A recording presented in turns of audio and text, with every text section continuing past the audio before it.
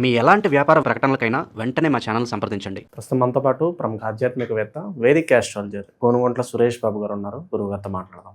నమస్కారం గురుగారు. మణికంఠ గారు నమస్కారం అండి. సక్సెస్ఫుల్గా మనం 2026 మొదటి 6 నెలలు పూర్తి చేసుకున్నాం. మరి సెకండ్ ఆఫ్ జూలై నెల మరి మేషరాశి పరిస్థితి ఏంటి, ఎలాంటి పరిణామాలు వీళ్ళు ఎదుర్కోబోతున్నారు గురుగారు?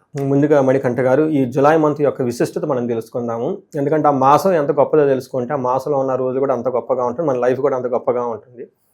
సో ఆ విధంగా మనం ఇండివిజువల్ లైఫ్ నేచర్ నుంచి వ్రతాలకి కాలానికి మన మహర్షులు అలైన్మెంట్ చేశారనమాట. అందుకనే మాసాలు, తిథులు, మోడాలు ఇవన్నీ రకరకాలు పెట్టేశారు. ఇందులో మనం ఫస్ట్ జులై మంత్ చూసుకుంటే చాలా చాలా చేంజెస్ ఉన్నాయండి. ఇందులో ఒకటి, మాసం ఫస్ట్ 15 డేస్ నిజ జ్యేష్ఠ మాసం ఉంటుంది 13వ తారీఖు వరకు. 14 నుంచి మనకి ఆషాఢ మాసం స్టార్ట్ అవుతుంది. ఇందులో ఎప్పుడైతే మనకి ఆషాఢ మాసం స్టార్ట్ అయిపోతుందో మనకి దేవి నవరాత్రులు, గుప్త నవరాత్రులు అని స్టార్ట్ అయిపోతుంటాయి. వారాహి నవరాత్రులు అని అంటూ ఉంటారు. అయితే ఆ తర్వాత మనకి ఏమవుతుందంటే ఇమ్మీడియట్గా మనకి కర్కాటక రాశిలోకి ఎప్పుడైతే ప్రవేశం చేస్తూ ఉన్నాడో మనకి ఏమంటారు, కర్కాటక సంక్రమణ దక్షిణాయనం అంటారు. ఎప్పుడైతే దక్షిణాయనం స్టార్ట్ అవుతుందో మనకి చాతుర్మాస వ్రతం అని స్టార్ట్ అవుతుంది. అది మనకి తొలి ఏకాదశి పండుగలు ఉంటుంది. మనకి తొలి ఏకాదశి వచ్చేటప్పటికి ఎప్పుడు వస్తుంది, 25వ తారీఖు వస్తుంది. చాతుర్మాస వ్రతం 26 నుంచి స్టార్ట్ అవుతుంది. 29వ తారీఖు గురు పూర్ణిమ ఉంది. అంటే ఇప్పుడు ఈ ప్రకారం చూసుకుంటే మనకి గురుమోడం ఉంది, వారాహి నవరాత్రులు ఉన్నాయి, చాతుర్మాసం ప్రారంభమవుతుంది, ఆషాఢ మాసం ప్రారంభమవుతుంది, గురు పూర్ణిమ ఉంది. సో ఇన్ని రకాల విశిష్టతలు మనకి ఈ మాసంలో కలిగి ఉన్నాయి కాబట్టి ఇది చాలా ముఖ్యము, అందరూ సెలబ్రేట్ చేసుకోవాల్సిన మాసం అని చెప్పుకోవచ్చు. మరి జ్యోతిష శాస్త్రం ప్రకారంగా గ్రహాలు మారుతూ ఉంటాయి కాబట్టి 3 గ్రహాలు మారుతున్నాయి. జూలై 4వ తారీఖు, 7వ తారీఖు, 16వ తారీఖు. ఇందులో వచ్చేటప్పుడు శుక్రుడు, బుధుడు, సూర్యుడు వరుసగా మారుతూ ఉన్నారు కాబట్టి మనం ఈ 12 రాశుల వారికి టోటల్గా ఎలా ఉండబోతుంది ఏంటనేది దీని గురించి తెలుసుకుందాం. మేషరాశి ముందుగా చూసుకుంటే అశ్విని 1, 2, 3, 4 పదాలు, భరణి 1, 2, 3, 4 పదాలు, కృతికా ఫస్ట్ పాదం అంతా మనకి ఇందులో ఉంటుంది. పేరు బలం బట్టి మనం చూసుకుంటే వీళ్ళకి చూ, చే, చో, లా, లీ, లో అన్న లెటర్స్ అంతా కూడా మనకి ఈ రాశిలో ఉంటాయని గమనించాలి. ముందుగా చెప్పుకున్న ప్రకారం 3 గ్రహాలు మారటంతో టోటల్గా 4 గ్రహాల యొక్క ప్రభావం మనం గమనించుకొని చూసుకుంటే ఈ రాశి వాళ్ళకి కొంచెం ఈ మంత్ సాదాగా ఉంటుంది, కొంచెం మిక్స్డ్గా ఉంటుంది అని మనం చెప్పుకోవచ్చు. అంటే పెద్ద ఒడిదుడుకులు అయితే ఏముండవు, సాదాగా సీదాగా వెళ్ళిపోయే మంత్ అని మనం చెప్పుకోవాలి. అయితే మాత్రం కొన్ని విషయాలు జాగ్రత్తగా ఉంటే సరిపోతుంది. మోస్ట్లీ ఇదంతా ఇంటర్పర్సనల్ స్కిల్స్, మైండ్కి సంబంధించిన ప్రాబ్లమ్స్ తప్ప రియల్ లైఫ్లో వీళ్ళకి అంత పెద్ద ప్రాబ్లం ఉండదని మనం చెప్పుకోవాలి. ఫస్ట్ సమరీ చూసుకుంటే మన మహర్షులు లఘు గోచారము, సూక్ష్మ గోచారం అనే ఒక కాన్సెప్ట్లో చిన్న మాటలతో టోటల్ మంత్ అంతా తెలుసుకోవచ్చు. దాని ప్రకారం మనకేం చెప్తారు, మానహాని, ధనచ్ఛేదం, రాతి భయం, పుత్రలబ్ధిం అంటారు. అంటే ఈ మాసం వీళ్ళకి అవమానాలు జరిగే అవకాశం ఎక్కువగా ఉంటుంది, ధనం అనేది కోల్పోయే అవకాశం ఎక్కువగా ఉంటుంది, పుత్రుల ద్వారా లాభం అయితే ఉంటుంది. నెక్స్ట్ ఛాలెంజెస్ ఉంటాయి, శత్రువుల ద్వారా ఛాలెంజెస్ ఉంటాయి. అంటే శత్రువులు ఉంటారు, శత్రువు బాధ ఉంటుంది, కానీ ఫైనల్గా వీళ్ళు విన్ అవుతారు. దీన్ని రాతి భయం అని చెప్తూ ఉంటారు అనమాట. ఇది మనకి సూక్ష్మంగా హోల్ మంత్ ఎలా ఉంటుందో. ఇప్పుడు ఇండివిజువల్ గ్రహం చూసుకుంటే సూర్యుడు వీళ్ళకి 4వ స్థానంలో ఉండటంతో అది మనకి మిక్స్డ్ రిజల్ట్ అని చెప్తారు. అంటే ఒక ప్రొఫెషనల్ మ్యాటర్స్లో, ప్రమోషన్స్లో వాటిలో బాగుంటుంది. ప్రొఫెషనల్ మ్యాటర్స్లో, ఇంటికి సంబంధించిన వ్యవహారాల్లో కొంచెం అన్కంఫర్టబుల్గా ఫీల్ అయ్యే అవకాశం ఉంటుందని తెలుసుకోవాలి. ఇందులో మనకి ఏం చెప్తారంటే సూర్యుడు 4వ స్థానంలో ఉంటే మనకి ప్రాచీన జ్యోతిష శాస్త్ర గ్రంథాల్లో సంస్కృతంలో చిన్న ఒక సూత్రాల రూపాల్లో చెప్తారనమాట. ఇందులో ఏం చెప్తారు, అంతఃక్లేశ గృహఛిద్రం సౌఖ్యమహాని భోజనం ప్రయాణకాలే విఘ్నమాప్నోతి రవి చతుర్దే సంయుతి అంటారు. చతుర్దే రవి సంయుతి అంటారు. అంటే 4వ స్థానంలో ఎప్పుడైతే సూర్యుడు ఉన్నారో ఎలా తెలుస్తుంది, ప్రస్తుతం ఉన్న గోచారం చార్ట్ తీసుకొని వాళ్ళ జన్మరాశి నుంచి కౌంట్ చేసుకుంటూ ఉంటే జూలై 15వ తారీఖు సూర్యుడు వెళ్తూ ఉంటాడు అనమాట. ఆ 4వ స్థానంలో ఎప్పుడైతే సూర్యుడు ఉంటాడో ఏమవుతుందంటే అంతఃక్లేశ, మనసులో ఏదో ఒక విచారంగా ఉంటూ ఉంటారు. గృహఛిద్రం, ఇంట్లో కొంచెం చంద్రవందరగా గొడవలు ఉండే అవకాశం ఉంటుంది. సౌఖ్యహాని అంటే కంఫర్టబుల్ అనేది ఉండదు అని మనకు చెప్తుంటారు, భోజనం టయానికి చేయరు. అడ్వాంటేజ్ ఏంటంటే ప్రయాణకాలే విఘ్నమాప్నోతి, ప్రయాణాలు చేస్తే ఆటంకాలు ఉంటాయని మనకు చెప్తూ ఉంటారు. కాబట్టి ఇవన్నీ జనరల్గా కేర్ తీసుకుంటే పోతుంది. ఓకే, ఇంటికి సంబంధించిన వ్యవహారాల్లో ఇది పెద్ద ప్రాబ్లం అయితే నేనేమనుకోను, ఓవరాల్గా నార్మల్గా ఉందని చెప్పుకోవాలి. పర్టికులర్ జాబ్లో ఎవరైనా ఉంటే ప్రమోషన్స్ వచ్చే అవకాశం ఎక్కువగా ఉంటుంది, అచీవ్మెంట్ వచ్చే అవకాశం అంతా ఉంటుందని తెలుసుకోవాలి. నెక్స్ట్ 2వ స్థానంలో కుజుడు ఉన్నాడండి. కుజుడు 2వ స్థానంలో ఉంటే అది అంత మంచి యోగ్యతను ఇవ్వదు. అలానే పెద్ద ప్రాబ్లమ్స్ పెట్టేదైతే ఏముండదు, కానీ కొంచెం జాగ్రత్తగా ఉండాలి. ఏం జాగ్రత్తగా ఉండాలి, మైండ్ దేర్ ఓన్ బిజినెస్, వాళ్ళ పని వాళ్ళు చేసుకుంటూ వేరే వాళ్ళతో ఏలు పెట్టకుండా అనవసరమైన వాటిని టైం వేస్ట్ చేసుకోకుంటే సూపర్గా ఉంటుంది. కానీ వీళ్ళు అలా ఉండరు కుజుని యొక్క ప్రభావంతో.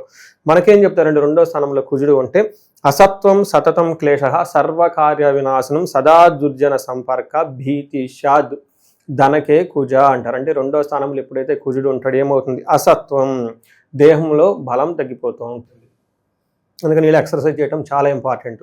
నెక్స్ట్ అసత్వం, సతతం క్లేశ, మనస్సులో ఎప్పుడు ఏదో ఒక వర్రి విచారం ఉంటుంటుంది. సర్వకార్య వినాశనం, ఏదైనా పని చేస్తే అందులో సరిగ్గా రిజల్ట్ ఉండదు, ఇబ్బంది పడుతూ ఉంటారు.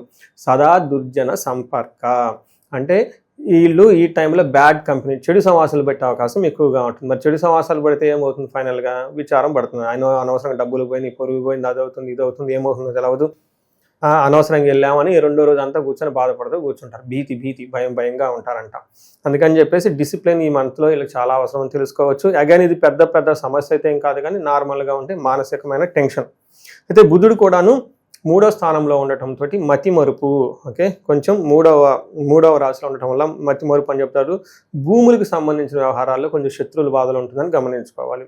అయితే ఫైనల్గా 5వ స్థానంలో శుక్రుడు అంటే పుత్రలాభం అంటారు. ఇక్కడ పుత్రులు అంటే ఎవరండి, మన సొంత సంతానంతో పాటుగా మన కింద పనిచేసే ఎంప్లాయీస్, వాళ్ళు వీళ్ళు, ఓకే. సప్త సంతానం అంటారు, 7 రకాల సంతానం ఉంటారు. చెట్లు పొట్లు ఇవి కూడా మనకు సంతానం అంట. బావులు పెంచడం, చెరువులు తోటడం, నదులను జాగ్రత్తగా చూసుకోవటం, ఇలా వీటి ద్వారా లాభం ఉంటుంది అని మనకు సంస్కృతంలో వివరించడం జరుగుతుంది.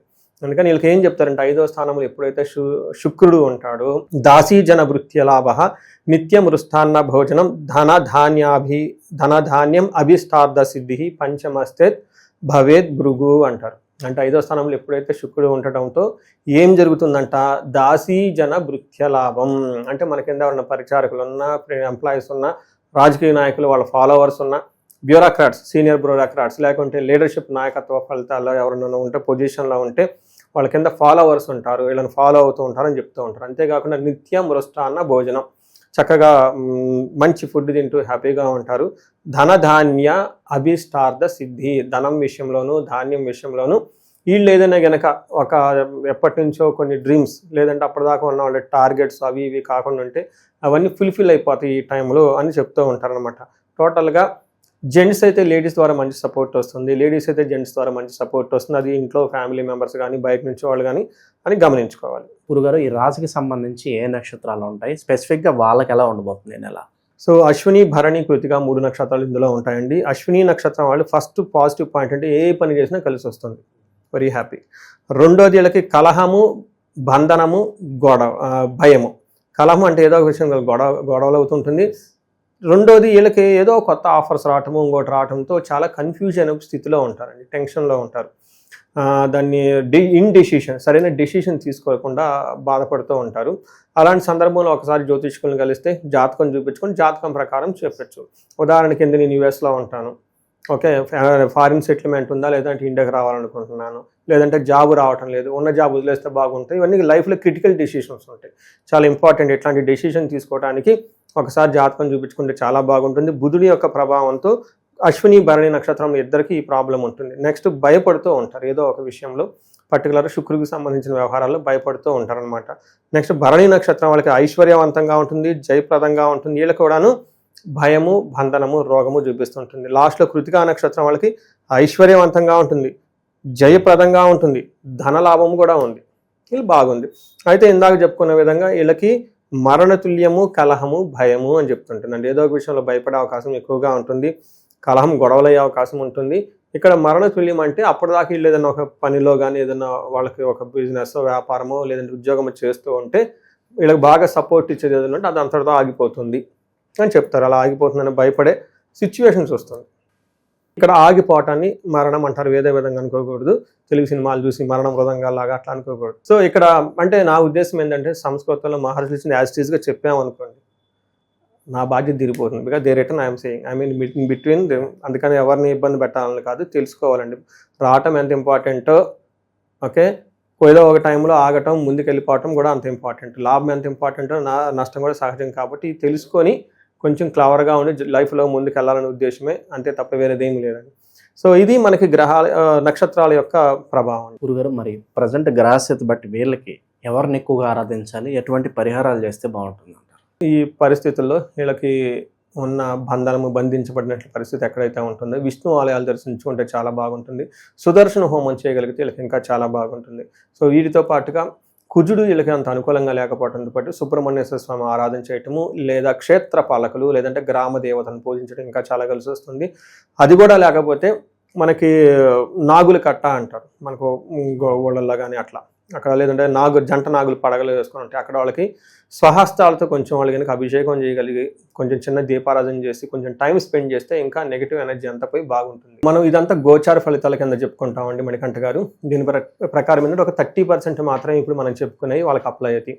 అయితే ఇండివిజువల్ జాతకం చూపించుకోవడం చాలా చాలా ముఖ్యం. కొంతమందికి ఎవరికైతే ఏజ్ 40 to 50 ఇయర్స్ మధ్యలో ఉండేసి, అంటే +or- 40 ఇయర్స్, దీన్ని మిడ్ లైఫ్ క్రైసిస్ అంటూ ఉంటారు చాలా మందికి. లేడీస్కి పోస్ట్ మెనోపాజ్ అని, ప్రీ మెనోపాజ్ అని, జెంట్స్ కూడా ఏమంటారంటే కొంచెం హార్మోనల్ చేంజెస్ ఉన్నాయని చెప్తూ ఉంటారు. అంటే సడన్గా ఏమవుతుందంటే వాళ్ళ లైఫ్లో 10 ఇయర్స్ కెరియర్ గ్రోత్ సక్సెస్ఫుల్గా ఉండి, అకాడమిక్స్ అంతా సక్సెస్ఫుల్గా ఉండి, వాళ్ళ లైఫ్లో ఒక మేనేజర్ లెవెల్లో ఒక ఉన్నతమైన పొజిషన్కి ఆల్రెడీ వచ్చి ఇప్పుడు లైఫ్లో ఒక స్టాగ్నేటెడ్గా ఫీల్ అయి ఉన్నారు, గ్రోత్ లేదు, వ్యాక్యూమ్ వచ్చింది, జాబులు పోయి ఇబ్బందులు పడిపోతున్నారంటే ఒక్కసారి వాళ్ళు సీరియస్గా జాతకం చూపించుకోవడం చాలా చాలా ఇంపార్టెంట్. ఎందుకంటే ఈ టైంలో వాళ్ళకి గ్రహ శాంతులని, లేదంటే గ్రహ దోషాలని, లేదంటే శాపాలని ఉంటాయి అనమాట. ఈ శాపాలు వాళ్ళకి ఎఫెక్ట్ అవుతూ ఉంటాయి అనమాట.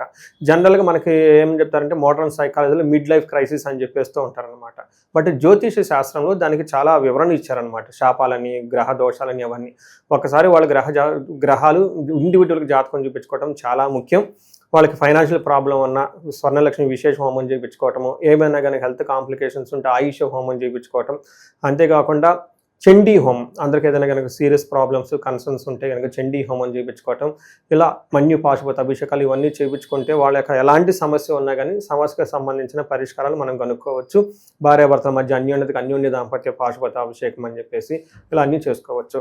అయితే మనకి ఈ నెల 14వ తారీఖు, అంటే జూలై నెల 14వ తారీఖు నుంచి 22 వరకు వారాహి నవరాత్రులు సెలబ్రేట్ చేస్తూ ఉన్నాం. అంటే నాకు ఇది వచ్చేటప్పుడు పబ్లిక్ మీడియాతో ఇంటరాక్ట్ అవ్వటం థర్డ్ పండుగ అని, లేదంటే 4th అయి ఉండొచ్చు, 3rd or 4th. ఈ ఎవ్రీ ఇయర్ మేము కొన్ని సెలబ్రేషన్స్, కొన్ని హోమాలు, పూజలు అన్ని ప్లాన్ చేయటం, కొన్ని సామూహికంగా, కొన్ని ఇండివిజువల్గా రకరకాలుగా చేస్తూ ఉన్నాం.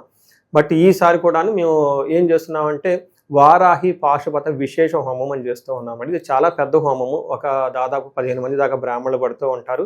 ఇది 1 to 1 చేయడం జరుగుతుంది. ఈసారి సామూహికంగా చేయటం లేదు, కొన్నిసారి చేసేసి అంతా మేము అరేంజ్మెంట్ చేయలేక డబ్బులు రిటర్న్ ఇవ్వడం కూడా జరిగింది చాలా మందికి. బట్ ఇదేంటంటే ఓన్లీ సెలెక్టెడ్ పీపుల్కి 1 to 1 చేయటం జరుగుతుంది. దాదాపు 15 నుంచి 20 మంది బ్రాహ్మణులు పడుతుంటారు. వారాహి పాశుపత విశేష హోమం చేస్తూ ఉన్నాం అనమాట. దాదాపు 15 మంది. ఇది వచ్చేటప్పుడు 4:30 గంటల 5 గంటల పెద్ద హోమం పడుతుంది. Only in a day 2 times.